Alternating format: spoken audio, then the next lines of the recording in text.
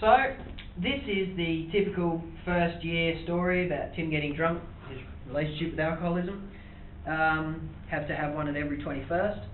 Now, on this occasion, Carl and myself had bought a bottle of green ginger wine, which is not particularly alcoholic, but is pretty potent stuff. It's got real strong taste of ginger in it, which can be fairly nasty. And we decided to feed this to Tim one day, sometime near the end of the year, I believe.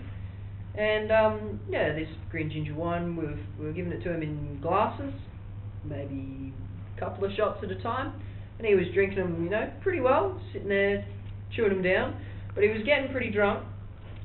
At that point in time, in first year, it didn't take a lot to get Tim drunk. He had a tolerance of maybe 1.5 vodka cruisers, and so drinking these green ginger wines, he was getting pretty happy. And I had a bottle of 8-year-old Scotch, 40%, it's pretty good stuff. It was Black Label Johnny Walker, had been given to me for my 18th birthday, and personally I thought it tasted like methylated spirits. So I wasn't too upset to try some experiments on our friend Tim here. And what we decided to do was slip some in with this green ginger wine we were giving him. So we gave him maybe a quarter of a glass of whiskey, which he didn't really think much about because he just thought it was more green ginger wine.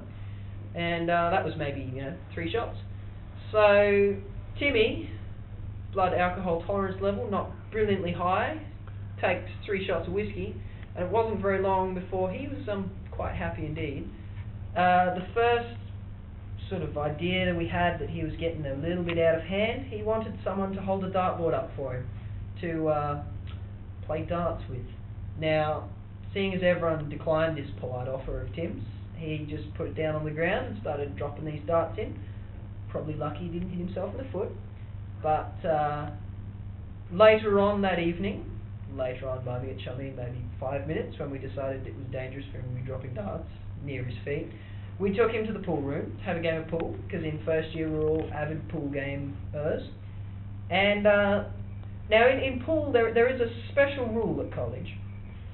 If in pool you are beaten and you have not managed to sink a single one of the opponent's pool balls, you have to pull your pants down and run around the table, and it's called a pants run, because you've been beaten so badly that you should be humiliated further. It's the college idea anyway. Now, Tim knew of this rule, everyone at college did, but Tim was quite drunk, and he was fairly convinced he was not going to sink any balls. He was pretty sure I wasn't either, which possibly an indication of my pool playing talent.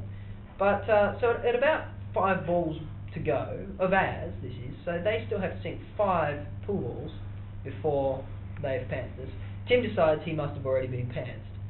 So, for about the next 10 minutes, he's trying to get us to let him do his pants run straight up, before we've even finished the game, before there's even been any indication that we'll be pantsed at all.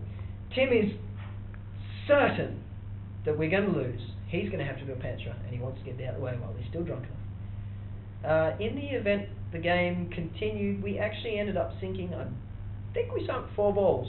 And even beyond the sinking of those balls, Tim was still pretty sure he had to do a pants run.